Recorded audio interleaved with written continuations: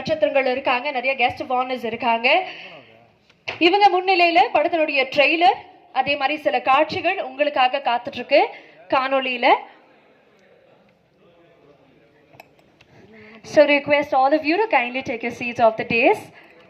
Sorry for the inconvenience, but நமக்காக படத்தினுடைய trailer and அதே மாதிரி சில காட்சி ரொம்ப முக்கியமாக எக்ஸ்க்ளூசிவாக இங்க ஸ்கிரீன் பண்ண இருக்கோம். அப்படிங்கறனால நம்மளுடைய நட்சத்திரங்கள், guest of honours, chief guest for the day doctor Thirumavalavan அவர்கள், நடிகர்கள்